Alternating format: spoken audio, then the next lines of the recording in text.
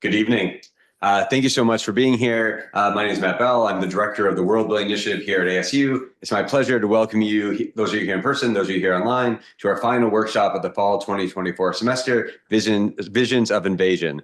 Tonight we'll have a presentation by visiting scholar Michael Lechuga, so happy to have here, followed by a conversation with ASU's own Jenna Hanchey, after which we'll have time for questions, whether you're here with us in person or joining us online.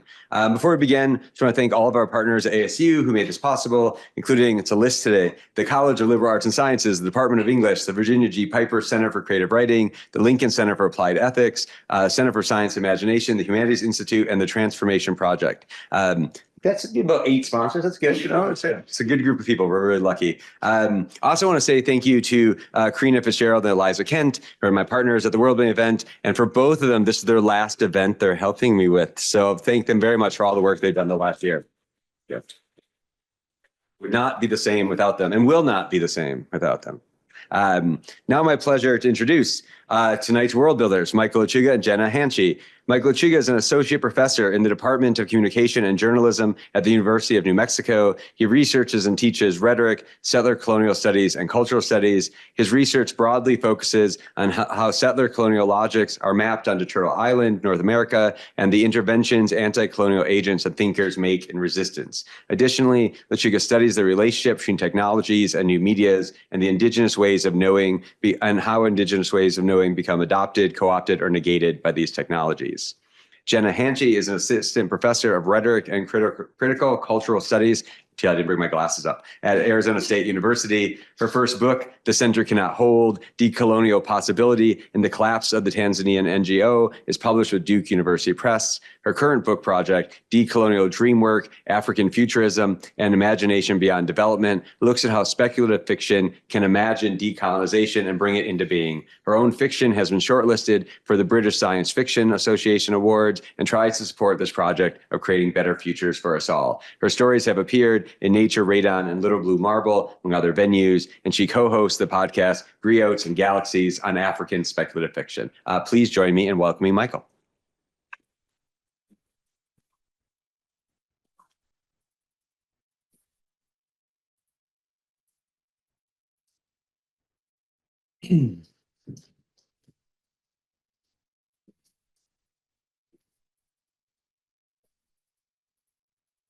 Yeli, Mark Wali, no Michael, Lechuga, Tato Kama, Tetzalqua, Chipetotek, Witzlepochli, Tescalipok, Tonatiu, Tonatin, Telequalique. I say thank you to the Four Directions. My name is Michael. I'm also really invested in this idea of materiality. Within the spirituality, we understand that we're pulled in directions like a tree being posted with strings, and we hold the space in the ground and connected between the sun and the earth. That's why I also thank Tonatiuh, our sun spirit, and Tonatsin, who's the earth spirit. And we're being pulled in these 3 dimensions by these forces, and I think that's really important for us to think when we talk about the materiality of how we live and move through this world and hold in our space. Before I go any further, I want to thank Arizona State's World Building Initiative, Professor Jenna Hanchey in particular, for inviting me to this incredible campus. I'm really happy to be here today. And I just want to acknowledge that in times where we question what are our political motivations and how we come into the world, I want you to remember that we're guided by our ancestors always. In lieu of a land acknowledgement, I'd like us to acknowledge settlement. And this is something that I'm trying to do more and more in my work, is first to acknowledge the fact that the land doesn't need acknowledging. In fact, one of the lessons that I'm holding dear, especially in these political tumultuous times, is that the land will still be here. The earth remains. It's the humans that come and go, and the humans that build these political systems in which we oftentimes are troubled by. So in thinking about this in particular, I want to talk about where I come from, which is the mountains known as the Mansito Mountains, Los Mansos, the rivers of Rio Grande, and my hometown is called El Paso. Many years ago, there was a treaty signed between the settler state of the United States and the settler state of Mexico that one invaded the other. The United States invaded Mexico. And as a result of this invasion, there was a Treaty of Guadalupe Hidalgo that was signed eventually, which demarcated the US-Mexico border. This demarcation of the US-Mexico border in 1854, at least when it came to the areas south and east of Texas, was the Rio Grande River. What you can see here is a picture of a canal inside that river, which is between Ciudad Juarez, Mexico, and El Paso, Texas, my hometown. After the treaty was signed between the United States and Mexico in the 1850s, the river actually shifted several times. In 1911, the two nations invited the United Nations to resolve the issue. And of course, they said, well, we'll look at the treaty. The river is the border. And so after several land transitions of farmers and other people between Ciudad Mexico and Ciudad Juarez, Mexico, and El Paso, Texas, the government of El Paso, or the government of the United States in El Paso, decided to create a canal that's 4 miles long, which took the place of the river. Artificially cementing a river in order to adhere to colonial logics of bordering is exactly what settlement looks like and feels like. This is, for me, a perfect representation of how settlement takes an otherwise natural flow and structures it so that it must adhere to the colonial logics that these two states maintain. This picture, by the way, was taken by Monica Lozano. And the artwork that you see is by Rafael Hemmer, who in 2019 cast spotlights across the US-Mexico border. Typically in this area, you would see these spotlights and sirens and other microphones as a way to monitor migrants crossing the US-Mexico border.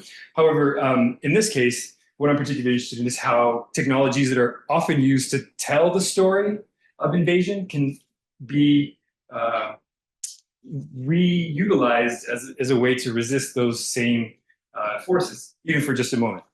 Hemmer's installation here actually created a system of microphones that would connect these light waves. And if you were on one side connecting to people on the other side, you would be able to open a communication channel across the border that wasn't available to you unless you had access to these communication technologies. So for me, what does this all mean? Well, technology tells the story of who we are. Within a colonial world, within a resistance world, we oftentimes adopt technologies into the narratives as a way for us to understand our place, our relationships to others, and our relationships to land. For me, when we talk about how settlement then replicates itself and how it ingrains itself onto a land, I don't think you can talk about settlement without talking about the narratives and the technologies that produce the narratives, or at least help manufacture the narratives. I'd like to take us really quickly to Rage Against the Machine. If you remember, I believe in the 1990s sometime, there was a remake of the film Godzilla. And on the soundtrack to Godzilla, there was a song by Rage Against the Machine called No Shelter. And one of the lines of this particular song rings really true with not only this work, but I think what a lot of us are experiencing recently. Cinema, simulated life, drama, forthright culture Americana, chained to the dream they got you searching for, the thin line between entertainment and war. And the reason I bring this up is because my argument essentially is that the US-Mexico border is itself a cinematic arena on which the narrative of invasion takes place in order for the US to continuously justify its settlement occupation of territories that aren't originally theirs, that are indigenous territories that have been occupied and then produced to be a staging ground for indigenous invasion in order to justify the ongoing settler violence against them. So for me, where I begin this investigation is trying to think about narrative in particular. What is exactly behind the alien narrative in US political imaginary that brings us to the point where the staging area, as we see, begets a story that justifies ongoing violences against migrants? Also importantly, it makes me wonder is how is this narrative, especially the ways in which technologies are incorporated into this narrative, produce a racialized citizenry that organizes not only indigenous peoples, Black people, but also organizes the mythical invention of the white settler that is in relation to all of these groups. Sorry, 1 second.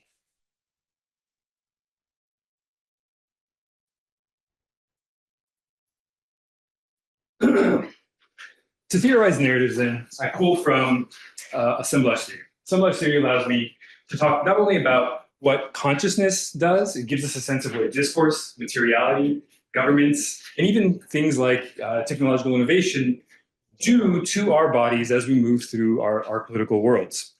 It also gives us a vocabulary to describe exactly how one may interact with another. And I say more than just like, how do we affect each other? How does it affect you when somebody comes into your field of view that is strange? What is it that happens to your body when you hear a sound coming from another human body that doesn't sound familiar? This is partly, for me, important when we think about how we affect each other in a space of materiality, but then how also racialization is built into those mechanisms that allows us to tune difference, or to attune to difference, and then plug it into our narratives of racialization that have been graded to us by our media landscapes.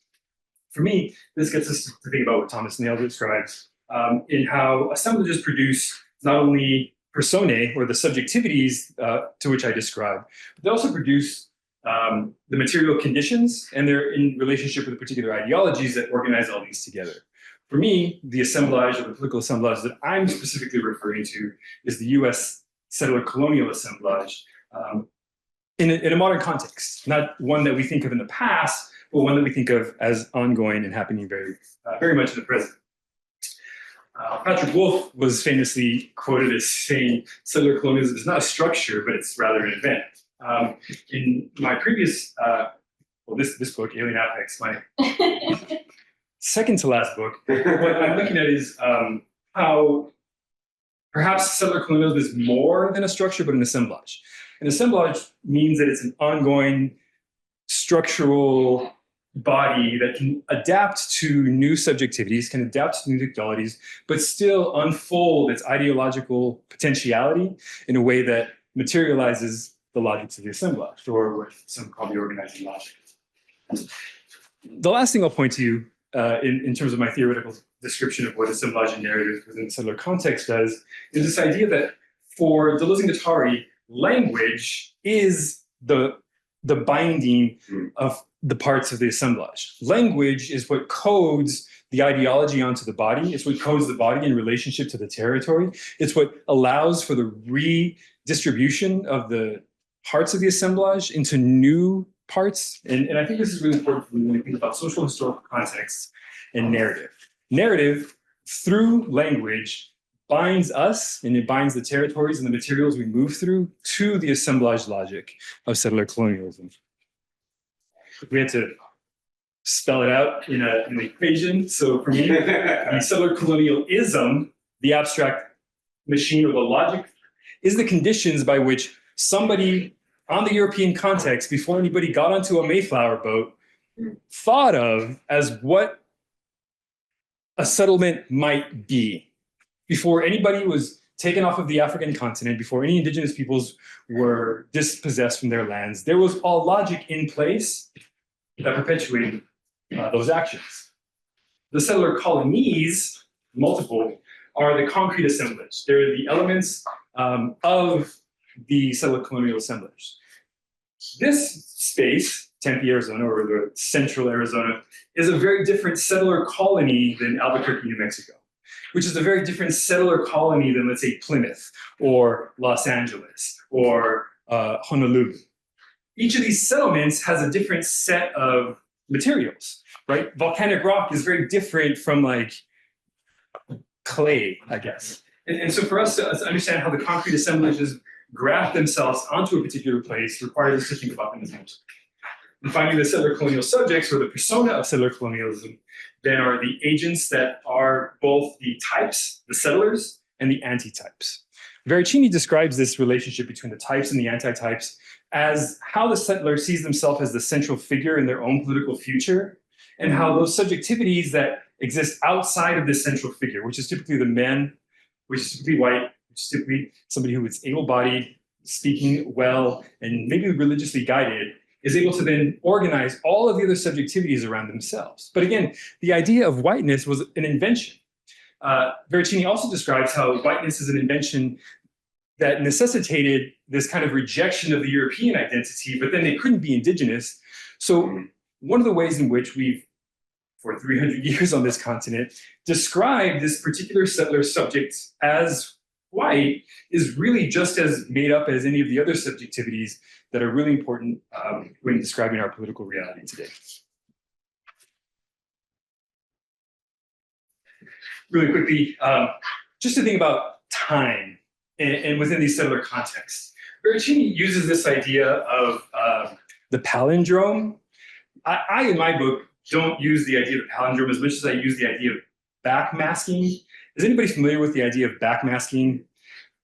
So back in the day, if you got a record, a vinyl record, and it was like a rock and roller, like let's say Led Zeppelin or one of those other famous 70s bands, the US government wanted you to believe that when you played the record backwards, there was a satanic message coded into what was actually being heard.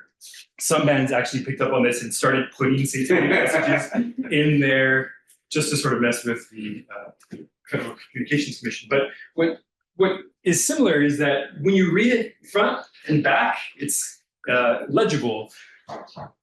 In the settler context, we start with the little house on the prairie. Here we are, we find ourselves in peaceful settlements, and all of a sudden there's an interruption to this settlement.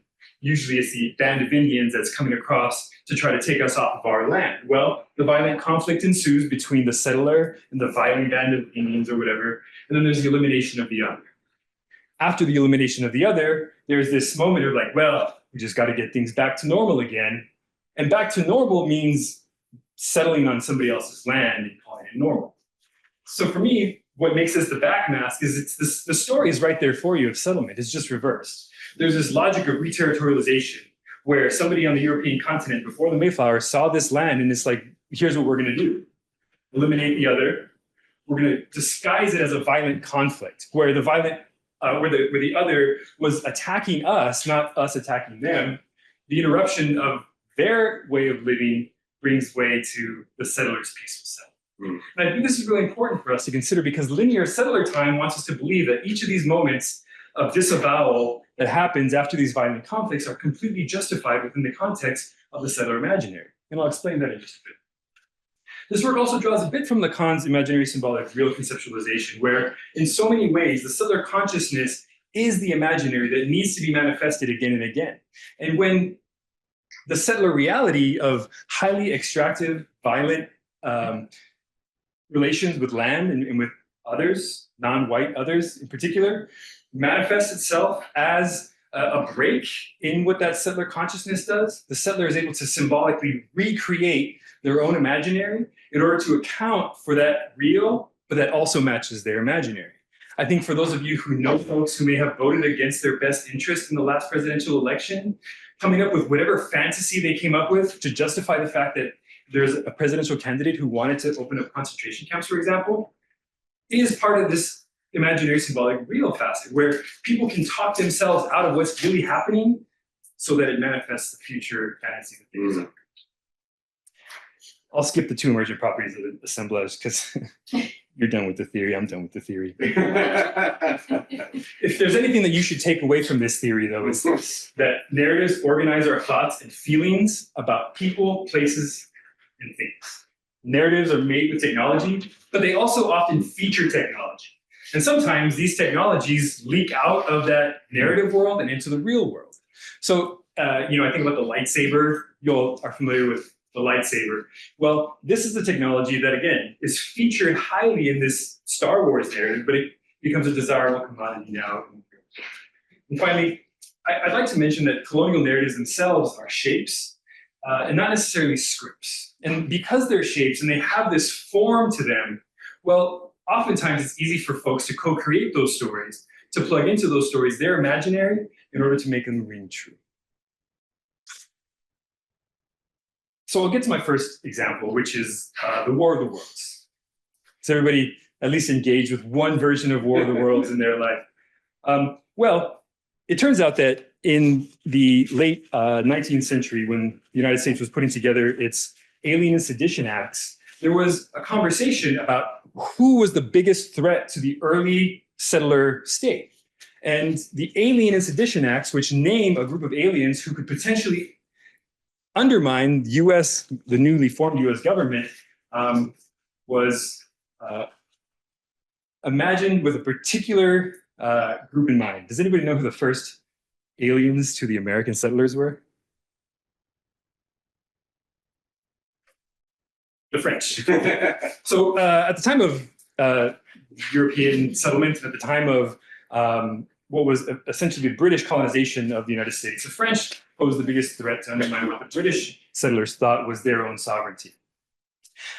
This is important because it was the same British settlement logics that spanned nearly 200 years, which also took the British to a small island in the south east of Australia known as Tasmania.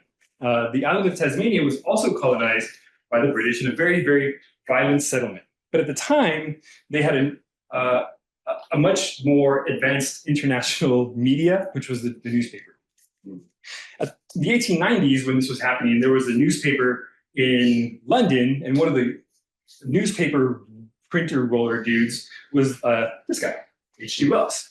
And H.G. Wells saw the reports of Tasmania coming through the newspaper machines, and as a starving artist, starving writer, some of you may understand, he was just looking for material, and he found the material in what eventually became one of the most famous alien dramas in the history of the world.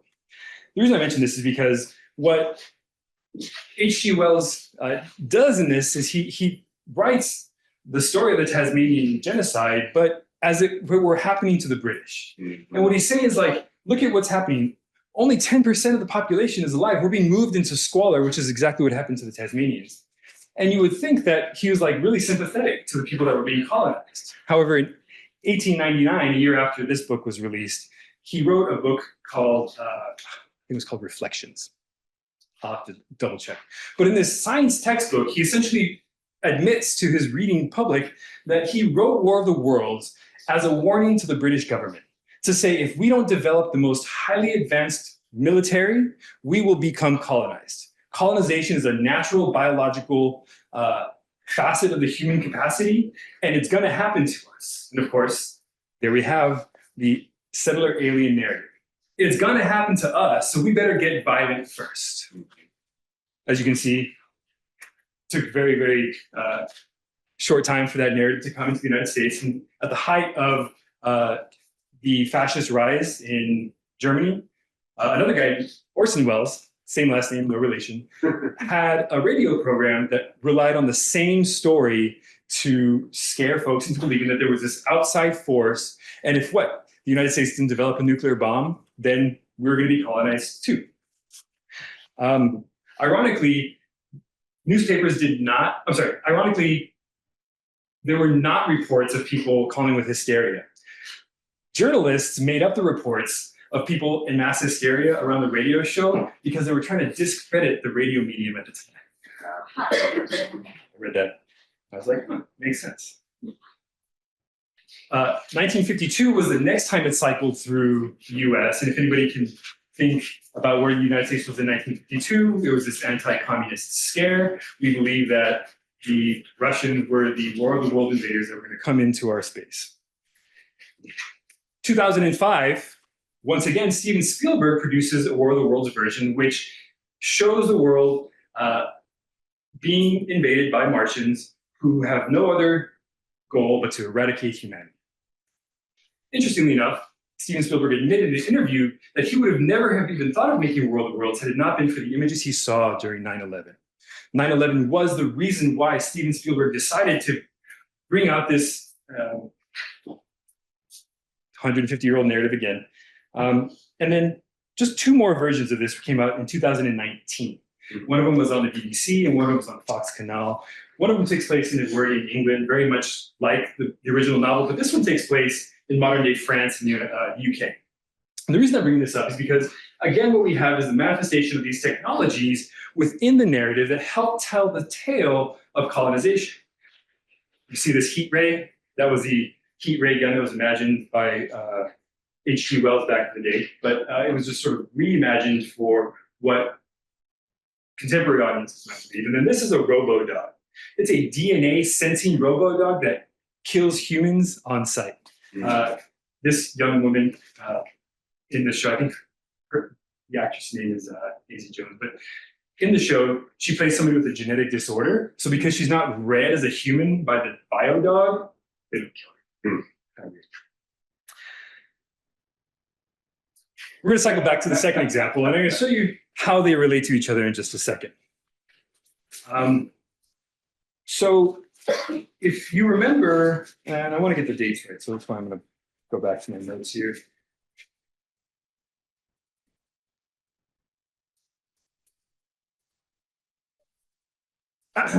Sorry for reading. In the midnight hours between May 28th and May 29th, 2020, about a year or so after the release of the Two War of the Worlds series that I showed you, U.S. Customs and Border Protection Agency, CPB, launched an MQ-9 Reaper drone, more commonly referred to as the Predator drone, from Grand Forks, North Dakota. If you remember, May 28th and May 29th was the night that Minneapolis was rioting because 3 police officers had just murdered George Floyd.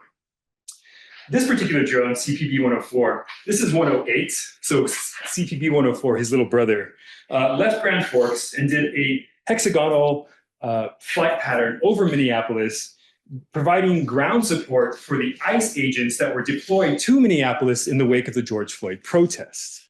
The reason why this is important is because the hexagonal shape provided live video for the protests that were allowed to be admitted as evidence in court for the people who were being, I guess, tried for civil disobedience in the wake of the George Floyd protests. So why would the government of the United States deploy Border Patrol drones on civilians if it didn't see them as non-humans? So this takes us back again a little bit. If you remember this guy, Ronald Reagan, in 1965, he was an actor. He was a Hollywood actor who starred in a lot of cowboy movies. In fact, one of his cowboy movies was called Law and Order. And the reason I bring this up is because in 1965, he's a cowboy settler on TV. And he gets in front of the United States television audience, and he makes a speech stumping for Walter Mondale. And in this speech, he talks about how those of us out west, he's in California, remember, we don't need a central government. We don't need them to tell us what to do with our money. We can handle the immigrants out here ourselves.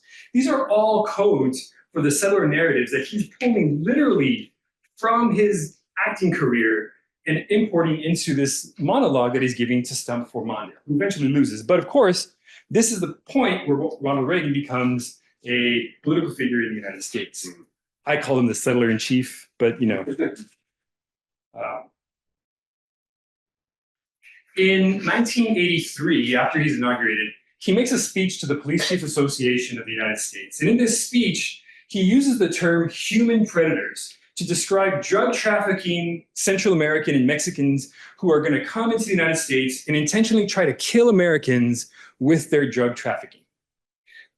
Not less than 4 years later, this film is released in the United States, popularly acclaimed, and still one of the most legendary action films, at least in my opinion. But another pop quiz, there are 2 US governors on this. Can anybody tell me who they are? Obviously Schwarzenegger. Obviously Schwarzenegger. Jessica Ventura. Jesse the Body Ventura, who was the Libertarian governor of Minnesota in the early 90s and early 2000s. The reason I bring this up is because there's a very specific kind of narrative that exists within this sci-fi genre that has to mythify some sort of like indigenous Central South American other. So if you remember the film, for those of you who watched, it takes place in a mythical Central American country, and there's these drug traffickers, and the predator is hiding among them, trying to like find the people that they want to hunt. Without getting too much into the narrative of Predator, I do want to talk about the images that come from Predator. In the original film, so this still was actually taken from the 1992 Predator 2, where the Predator comes to LA. But in the 1987 version, where you have images that are rendered in this sort of like infrared imaging, they didn't have the technology at the time. FLIR Systems, FLIR, front-looking infrared imaging systems, was a company that was hired by the directors of the film to produce the original infrared. But at the time, they only had the black and white gradient. They took the black and white gradient film and they put a standard vision camera on top of that film. And the original Predator was filmed using this technique. They sent those composite images to a special effects studio who used a rainbow lux coloring gradient so that it would pop on the screen. Well, by 1992, that company, FLIR Systems, had integrated the rainbow lux into the Predator camera that they used here. By 2004, this company had been hired by the makers of the MQ-9 Reaper to equip their military-grade MQ-9 Reaper Predator drones with the FLIR Systems front-looking camera that the Predator franchise helps to develop. Today, you'll see these trucks along the US-Mexico border with the same double camera system, infrared stacked on top of a standard imaging camera. Again, pulling from the Hollywood technologies in order to apply them to our border security technologies for the purposes of making aliens appear to be more visibly intense than they really are. I also talk a little bit about Men in Black in my film, in my book, and I talk about this specifically how once Reaganism left and this sort of imperative to move resources to the US-Mexico border was realized, Bill Clinton became president. And if you remember Bill Clinton's 1996, what do you call it? The State of the Union. He talks about illegal immigrants hundreds of times. The word illegal immigrants and how they're already here, they're already using our resources. He expands Reagan's understanding of like the surveillance network from the border to all aspects of American life. So it was in the 1996 and then the upgraded 2006 Illegal Immigration Reform Bill, where you get the the groundwork for what essentially became a clandestine federal agency that had unlimited access to resources and databases in order to find bad aliens and get rid of them. And then the good aliens, they would keep here and make sure that they were working legally. And of course, I'm not talking about Men in Black, I'm talking about ICE. The fact that the groundwork for all of these narratives had already been established in 1996 for the ICE protocols that under the first Trump administration became increasingly realized, you would think that like they were pulling directly from the script of a Hollywood film, but they weren't. It was already written. I'm gonna get back to Tom Cruise's War of the Worlds for just 1 second, and then hopefully we'll talk about something a little bit more uplifting. But I bring this up because, again, do you remember that heat ray from the first film? Well, under the Trump administration, what we saw was a very different kind of approach to aliens. Reagan saw the aliens as being at the border. Clinton and Obama saw the aliens as already here. You remember Obama deported nearly 2 million of them because of the same reasons. They were accessing our resources without being deserved. All this to say is like, well, what has the Trump administration done in their regard to alienhood? For me, it's a little bit more nefarious. Going back to the George Floyd protests, at the time, late May, early June of 2020, there was a nationwide sweep of protests. Interestingly enough, it was the Trump administration who called ICE on many of these protests. There were reports in Portland, for example, of unmarked vehicles that were actually Border Patrol vehicles that were taking protesters off the street and detaining them. And because they couldn't prove their citizenship, they were carrying an identification, they were held in ICE detention until they were able to be released. This was Trump's strategy for dealing with Black Lives Matter protests, was to make those who were protesting the Black Lives Matter out to be aliens.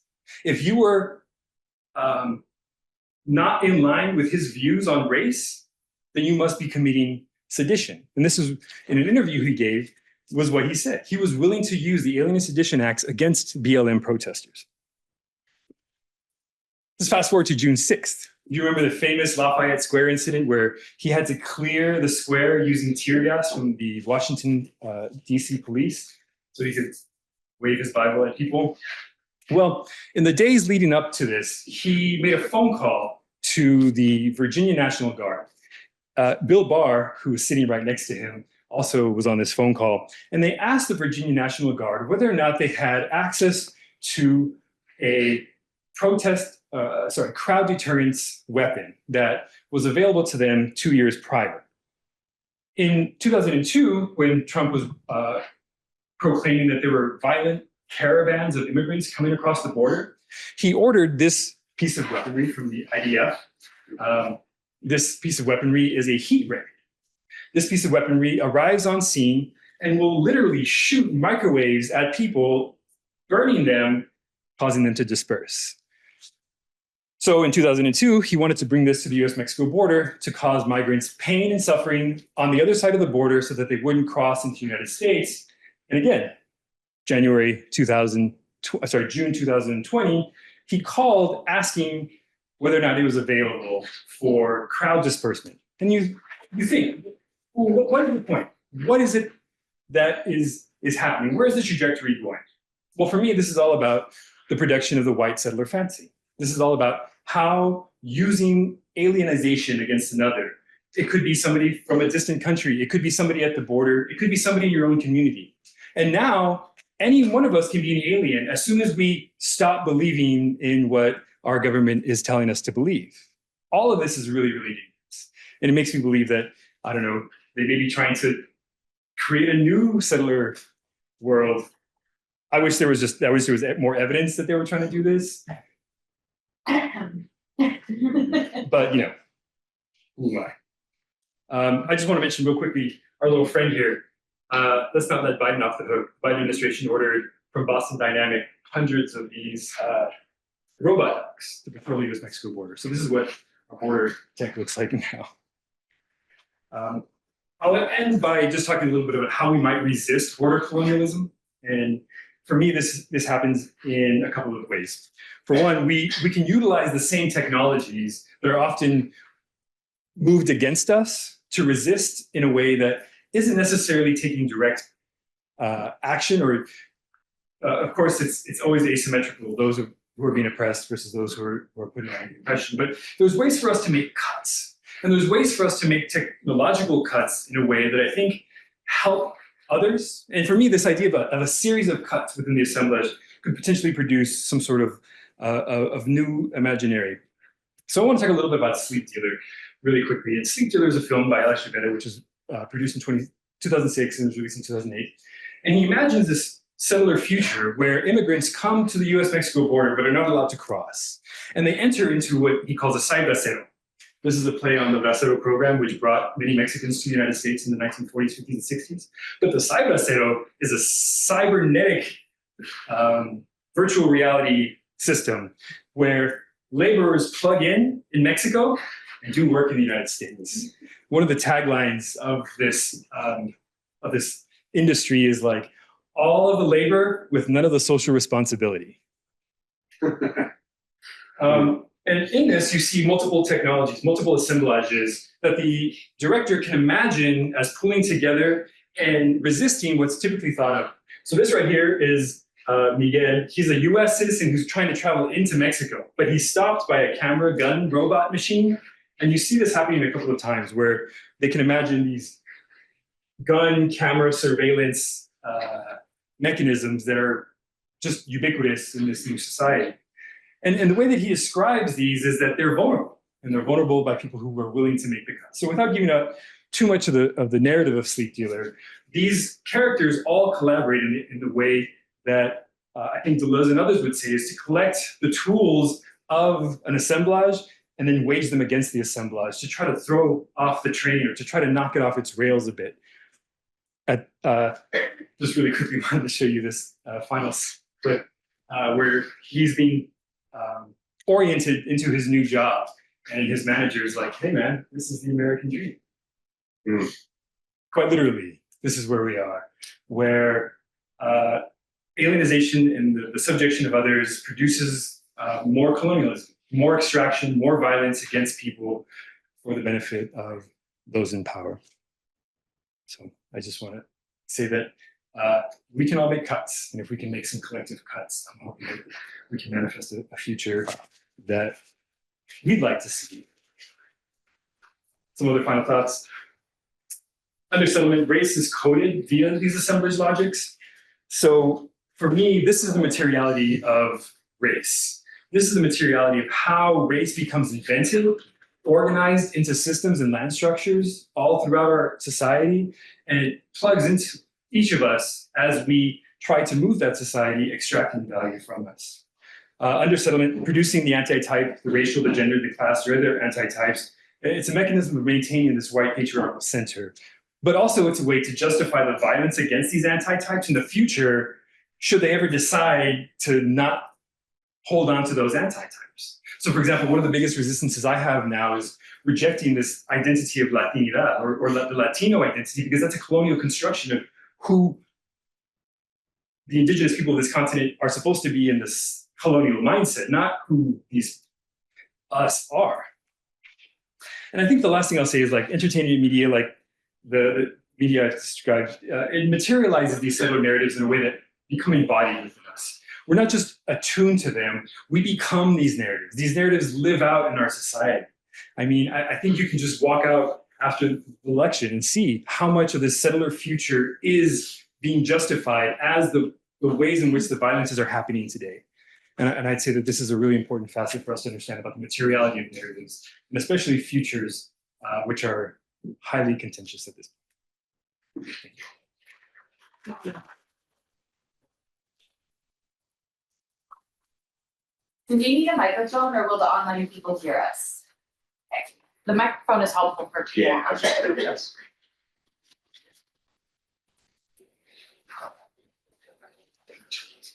Thank you.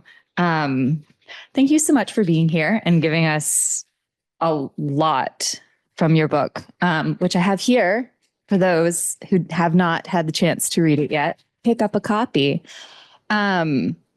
Okay, I wrote down like a million questions while you were talking, and so now I have to parse through which ones we want to start with. But I'm thinking like near the end of what you've been saying here, I'm thinking about the ways, the last image that you stayed on from Sleep Dealer of this is the American dream. And I'm thinking about even then as we are embodying these settler narratives and logics, that is what we continue to dream, right? Those fantasies are things that are continued to be dreamt of in order to be put in place. I'll just start with the very simple question of how do we start to dream differently? You start with the hardest question. So thank you. So there's something funny, and this is maybe just from watching too many like psychology documentaries, but there's like different stages of dreaming. So when you enter dreaming, initially after you fall asleep, you're replaying all of the events of the day. But it's not until you get into REM dreaming where you're imagining potential futures, where you're having to replay those, it's not replay, I guess you're having to remember what you learned from the first phase of dreaming and apply it into the imaginary phase of dreaming. It's the REM state. And apparently it's like from when our ancestors would fall out of trees. So you could save generations by dreaming about falling out of a tree and reacting instead of like having to learn it genetically.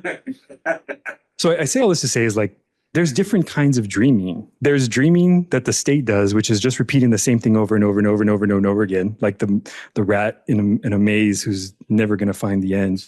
Or there's imaginative dreaming, REM dreaming, which requires us to take everything we've learned from the past and apply it to a potential future that will prepare us for something to come. And I think that we can get a sense, we can read the room of what's happening around us and understand where we're going. And especially if we understand the logics of the settler futurism, that there's a specific trajectory they're going that's actually very similar to the place that they came from. And if we can understand that, I think it would be helpful for us to counter dream in a way. In the book, you didn't really get into this here. You talk a lot about the way that these settler dreams and like this reinstatement of settler futurities is continual resettlement, and that kind of offer an idea of nomadic assemblages as a means of breaking that cycle of continued dreams of resettlement and resettling, or territorializing. So logics of deterritorialization and nomadic assemblages. as this is a world building initiative event, I'm interested in your thoughts on how does thinking from this place of deterritorialization and nomadic assemblage perhaps offer different means of thinking what world building means, or even speak back to the concept in a way that asks us to design or think futures differently? There were 5 questions there. I think I got something. Okay. So my thought goes to a conversation I recently had with somebody at a conference about seasons, and the idea that settler imaginaries are always summer. They're always growth, growth, growth, growth. There's no repose. There's no winter. It's just growth. I mean, that's what our economy is. That's what some academic fields are. That's what some universities are. It's all about the growth. And I think a nomadic assemblage, especially thinking about nomadism as tied to seasons, there must be a time of growth, and there must be a time of dwelling, and there must be a time of I guess I should say there's a time of building, dwelling, deconstructing, and clearing the land, and then rebuilding again. And I think like for folks in other cultures, perhaps this is a natural cycle that the seasons come and they go, and you build and you rest and you build and you rest. But that doesn't seem to be part of the settler imaginary. And I think that that's what's really hard. I think we're all exhausted. And I think we're all exhausted from constantly being pushed into a growth production cycles, but there's nothing built in that's winter. And I think we need that. Yeah, you're making me think too about the ways that apocalypse is treated very differently within white Western narratives and settler narratives than it is within other narratives. If you are a people for whom the apocalypse has already happened, it is not the end. It is an end, but it's never the only end, right? And I feel like Western settler imaginaries put forth an idea of apocalypse as the only end, something that must then be avoided at all costs, rather than something that is a winter, a season, a time to rethink, perhaps even, and renew. And I'm seeing this connecting to the way that you're talking about settler logics, continually using fantasy to re-narrativize and maintain the same, because we see the same things in these end of the world apocalyptic films where the aliens are only here to eradicate, nothing else. They don't even really need a reason. We just see difference and know that that's what it's for. It's a projection of settler imaginaries, as well as a way of thinking that the end of settler life is unimaginable and must be avoided at all costs. That prevents people from being able to dream or think or imagine in seasonal ways and other ways. Yeah. So this is getting back to the idea that settler time imagines itself as a line.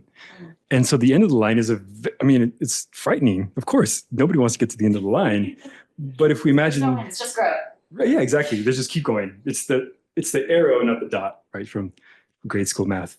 But the idea that time is a spiral, or that time cycles in this way, is very comforting to know that the end is maybe also the beginning of something.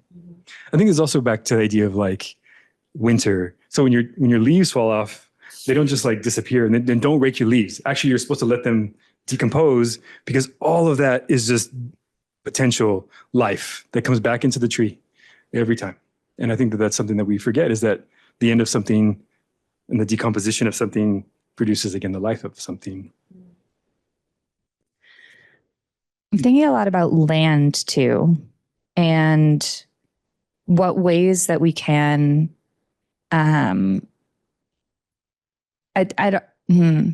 world build, imagine differently. How can we destabilize these continued reinstatements of settler futurities through what do deeper connections with the land look like, particularly in relation, like you're talking here about the ways that technologies are used? How do we think about rethinking these technological uses in ways that destabilize settler futurities through relations with land? Is that too much for one question? Yeah.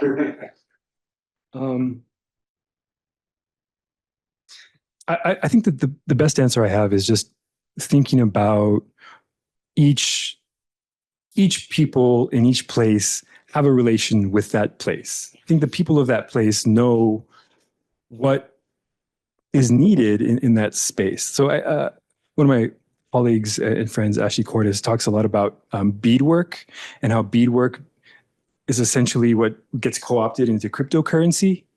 So for us to think that like indigenous peoples who are connected to lands are not technological, I think is kind of reverse. In fact, most of the technologies are themselves co-optations of indigenous ways of knowing the world, but simply for mass abundance towards one people group instead of like towards sustainability.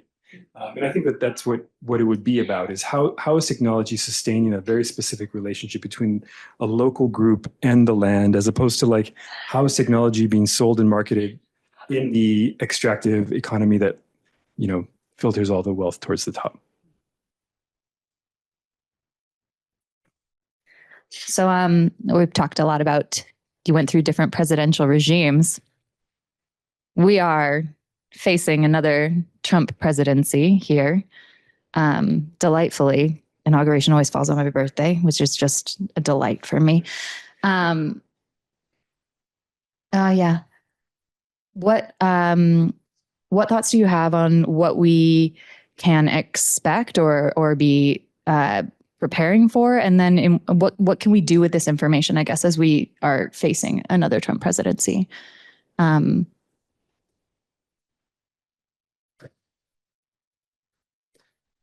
So as somebody who studies migration, it's quite angry. It's quite frustrating to see once again a group of people be demonized for the sake of America's entertainment.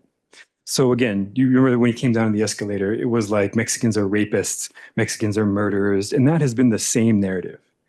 I guess I want people to realize that it's like we're just repeating the same story over and over, just like War of the Worlds, just like the 5th Predator movie, just like the 10th Men in Black movie.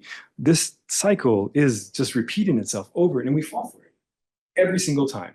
And we as a collective nation, not maybe we sitting in this room, but I think what's really hard to see is again and again and again this idea that a politician uses the threat of a future invasion, the threat of a future something that victimizes people that have not yet been victimized in order to cause immense suffering in the present against people who have been objectified in this way.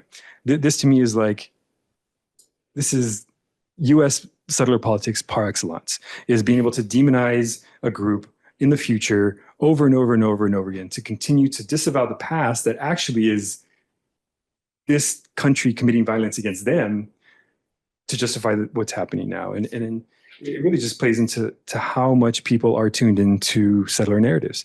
People are dying to hear them. People pay for settler narratives. These narratives are so comfortable to people that they pay for them. And it's now even an industry. So I don't know where we go from here. Disrupting that narrative, maybe pulling the plug on Netflix. Yeah, I was going to do one more question and then open it to the audience. But I guess what role do cinematic narratives have, or what role can they have in disrupting this sort of settler consciousness? You point to Sleep Dealer. Are there others? Is there space for cinematic disruption? Because I think you said that the US-Mexico border is a cinematic arena. Is it possible to use cinema and cinematic arenas in ways that deterritorialize on what scales, I guess? We would never have known about George Floyd's murder had it not been for somebody using cinematic technologies in their pocket to record the state doing its evil. I think that's it. We all have the technologies in our pocket. Like, we have YouTube, we can upload these videos. I feel like the TikTok activists right now are doing that work. I feel like people who are using short film or short videos in order to make specific cuts. I feel like the journalists of Gaza, for example, that's it. That's it. Does anyone in the room or online have questions that you would like to ask? And If so, I will come. Is that a hand, Stephanie? No, it's not a hand. Nope, it's a stretch. It's a stretch. It's not a hand. Actually, your question. We're just using it to move the mic around. No questions. Yeah. Thank you for a very thought-provoking talk. I have about 6 questions that I will not ask you.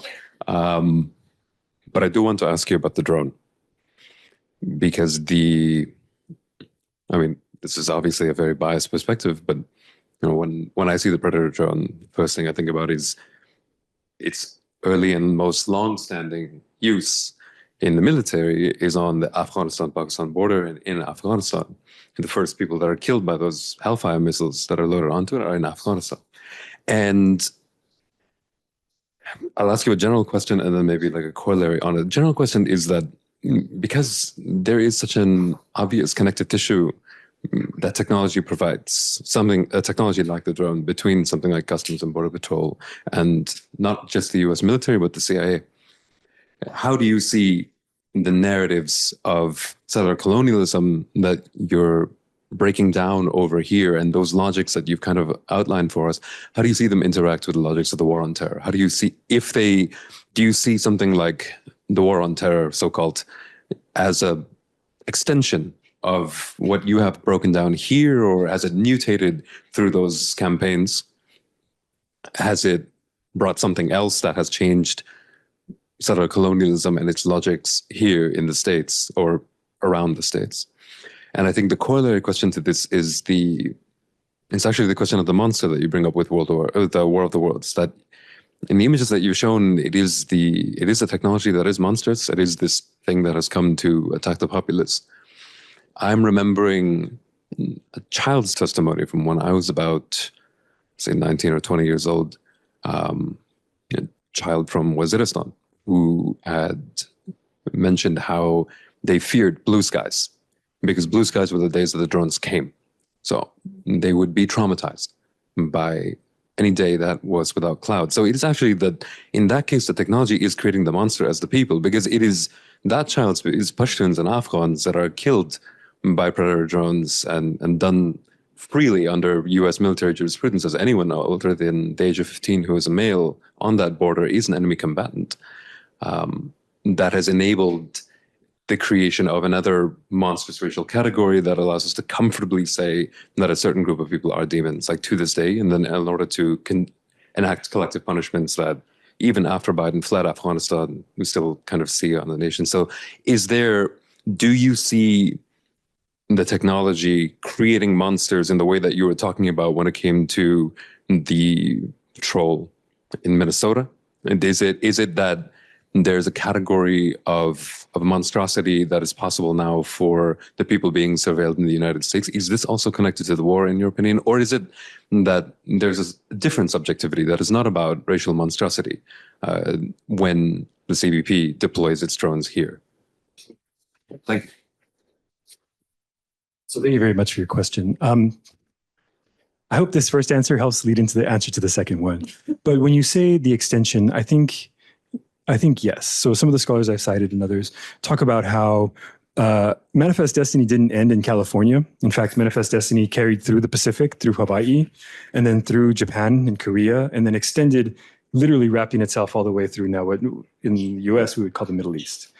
And I think that sort of understanding of Manifest Destiny as it wraps all the way around the world includes this narrative of people who are living their lives indigenous to the lands of where they are, being recoded under the terms of the settler. And by being recoded under the terms of the settler, their humanity is then lowered to enemy combatants, which is the same as like the band of Indians. It's still the threat to the settler. And what's interesting is like we have territoriality, we have the nation state of the United States, but of course, technology, economies, even US government agencies easily traverse borders with no problem. I always get caught up when people ask me as a border scholar, so what, do you want like open borders? And I'm like, well, every corporation and anybody with a security clearance in the United States has open borders access. So I don't see why that's such a big stretch. So that's my first answer. I see it as the manifest destiny that has wrapped itself around the world and is really put itself in and been adopted by many nations. I talk a lot about like Deleuze and Guattari, for example, who started writing against U.S. imperialism, which is really the same focus on this like anti-Vietnam War, anti-Korean War. The fascist rise in the 1930s and 40s in Europe was based on U.S. settlement in so many ways, and so the resistance against it is also, I think, intricately tied into this network of how much Manifest Destiny has reached across the globe. So to answer the second question, I'd say that in this calculus, the subjection of the anti-type through the technology allows for two things. It allows for the violence to be mediated through the technology, which I think is exactly what you said. It becomes the monster itself. So the monstrous itself is the person controlling the machine, but the machine as an extension of that person is also monstrous to the victim of the monster. And I think that this is exactly what we see happening in the War of the Worlds. It was the Martians who were controlling the machine that were killing people. It wasn't the Martians themselves. And I think that when we think about who is sitting behind the drone, is it, the monstrosity in the mind of the victim is the drone, is the conditions and the whole assemblage of the monster. And the person controlling the drone is just one of the persona in that monstrous assemblage. If you want to chat afterwards, I have an essay that talks specifically about shifting this notion of what's monstrous and what's, especially within technology. And I look at several examples of US science fiction film, including like Blade Runner, to talk about this idea that it's actually the monster within the technological state that oppresses others. Yeah, thank you. Thank you for being here today. I really liked your presentation, and my question is more so on how we can kind of confront the settler narratives or mindsets that maybe our own people in our community may have, especially when talking about like the militarization of the border. I have family in Mexico, and I have two cousins who I tried having a conversation with them because they were telling me that they want to go into the military.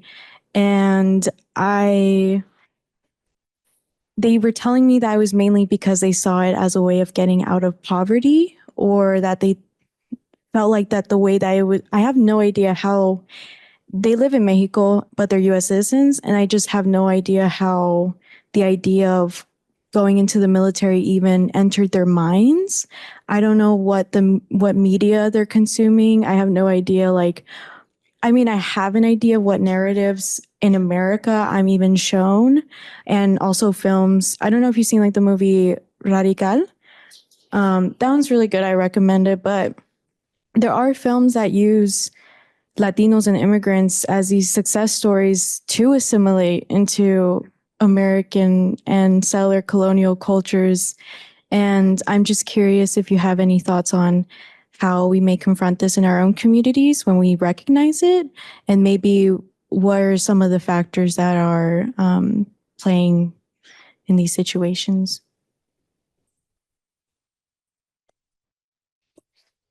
Thank you for that question. It sounds like a very difficult situation, and especially dealing with folks in your family who maybe don't see the violence that the military sort of just implicitly carries with it everywhere it goes, including the environmental impacts. I believe I read somewhere that if the United States were a country, it would be the largest polluter in the world. Yeah, the US military. And so for me, I would say that there's a couple of ways, and only being able to speak from personal experience, is understanding where your people come from.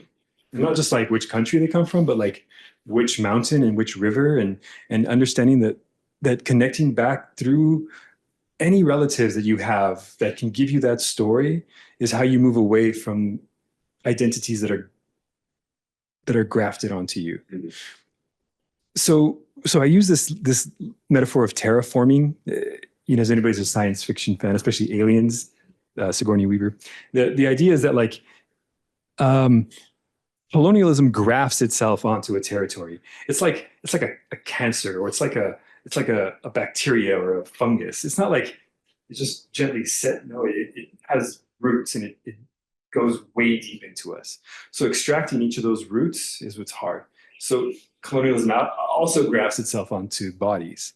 And one of the ways in which it does this is by accepting another person's subjection of you, as opposed to understanding your own identity of who you are. And this has been really important in my own spiritual and cultural reconnection, but I think this is also something that I would push folks in your situation who are trying to get folks to remember, this is not who you are. The last thing I'll say about that is I gave this kind of cheesy Rage Against the Machine line, but really, there's no line between entertainment and war anymore. What's probably entertaining them is probably also driving them to war, also probably driving them to desire war as a way to fulfill certain things that they want. And that's where the media gets us. I feel like we need to be more literate of the media and the way that it perpetuates those messages, in my opinion.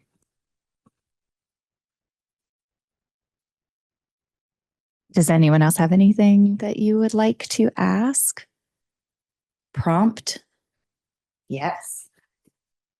Okay, so this isn't from online. This is just my question. Yay. So I guess like considering the state we're at today and last night, like I find myself thinking like, how are there so many people who don't kind of see the truth of what's happening in America and see like how disgusting some of these things are?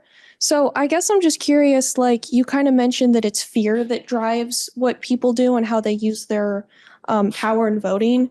But what is it exactly that makes people choose the narrative of like fear of migrants rather than like real issues that are actually causing distress to people, like abortion access? Like, why do they choose that fear over things that are like actually happening?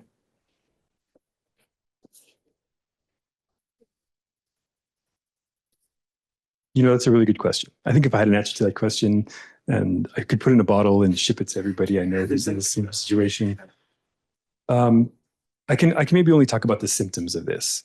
And I would say that the symptoms come from, it comes from this process of disavowal. There's a scene in Men in Black, I recently just watched it, where Jay, Will Smith's character, asks Kay, Tommy Lee Jones's character, if you neuralize somebody enough, doesn't that like affect their brain? Won't that melt their brain? And Kay's like, no, that's just how they are. But that's really what is happening in our society. We have an addiction to media, especially like cable media or other TikTok instant media, where it's like, what's happening? Flash, this is the narrative. Flash, this is the narrative. Forget everything before, this is the narrative. This is the narrative. So nobody really cares about what happened in the past. Nobody thinks about what's happening in the past. I think people are really focused on future violences. And I have this theory, call it a conspiracy theory, about conspiracy theory and about why it's so palatable to some people, because there's this whole group of people know that something's happening, something's going on underneath it all, but what they're telling us isn't true. And I'm like, yeah, democracy isn't true. What we are living in is a settler colony, or actually a group of settler colonies. And under settlement, we've been told we live in a democracy. So after a while, you're being told something, but then you're feeling something else. And I think we're all feeling it. We live in settlement. But there's a group of people who refuses to understand that we live in settlement, but also feel that what they're being told isn't what's happening. Mm-hmm. So they go to the internet, they find some Reddit post about alien people, and they're gone. Lizard people, I should say, which are aliens, but the lizard people, the lizard people crowd that go into the funnel into the QAnons and whatnot. Thank you for that question.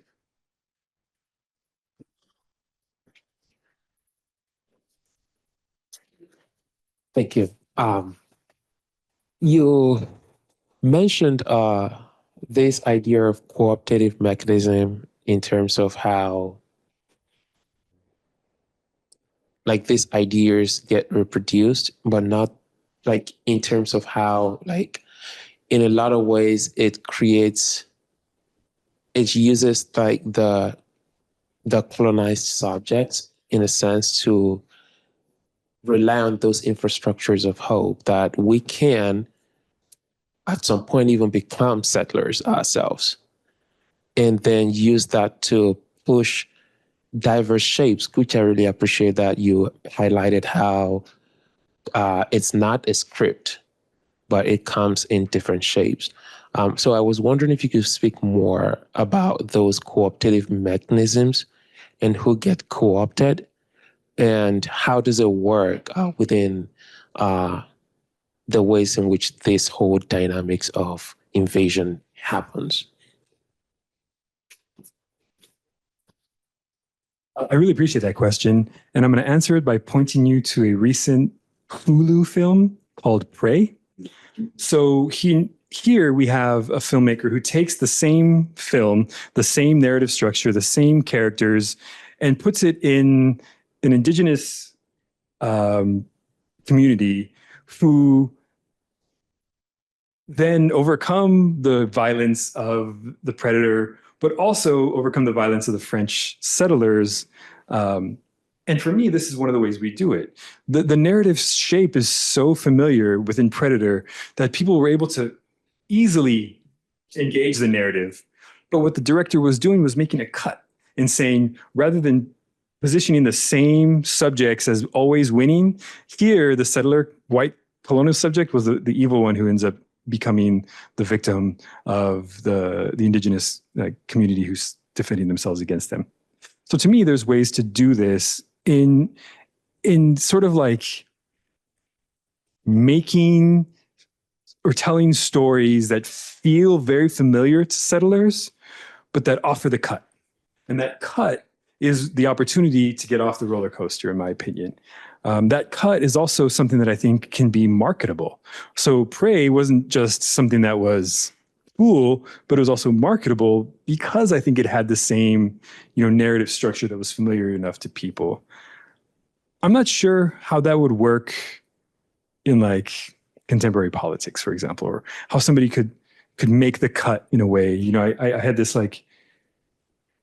vision that let's say Harris was elected, that she just all of a sudden come out as a leftist Marxist, I'd accuse her of being, because that would be a way to make the cut. You just go with the flow until it's your time to make the cut, and then you make the cut.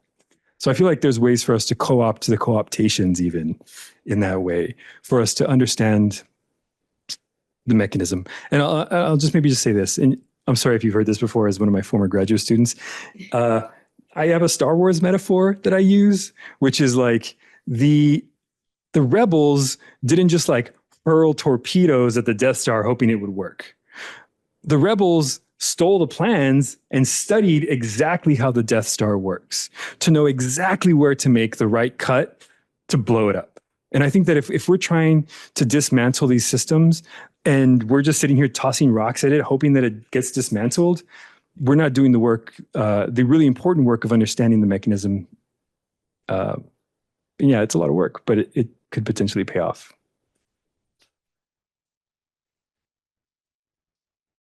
I think we have time for one more question from the internet or the room.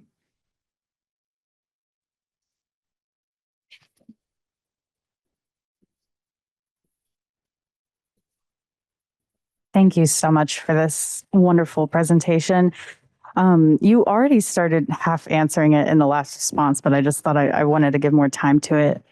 You covered a lot of things that also brought up for me themes of the fear of surveillance that appear in a lot of media as well.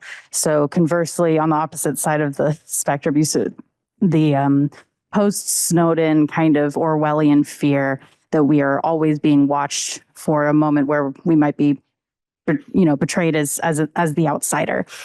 And I want to know, what is your view on how effective those kinds of stories are as well? You mentioned Prey, but how can we continue to imagine scenarios that maybe aren't so dystopian and feel so hopeless like Orwell's writing, but give agency back to people in a way? I'm not sure if I formulated that in the right way.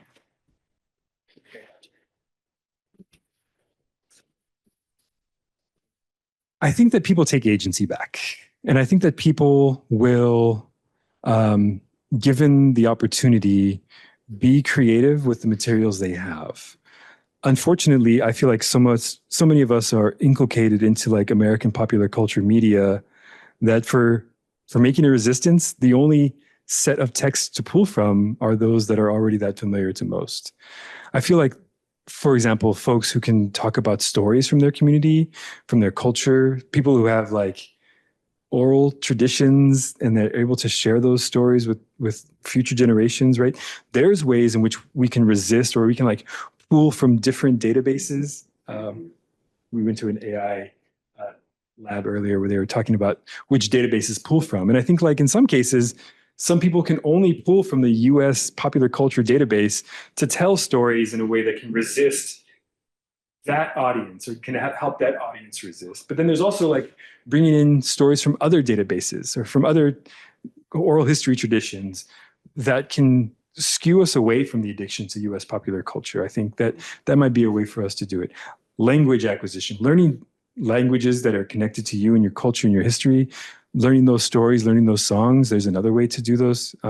So I feel like it's not only that database that we can access, but we can access many databases, and it should be that way. It should be our task to try to be as inclusive as possible.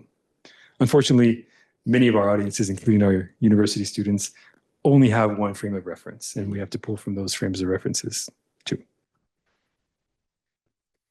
I would love to close by asking, what's bringing you hope right now? My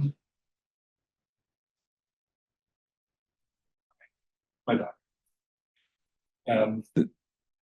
The next generations are the future, and we must invest in our children.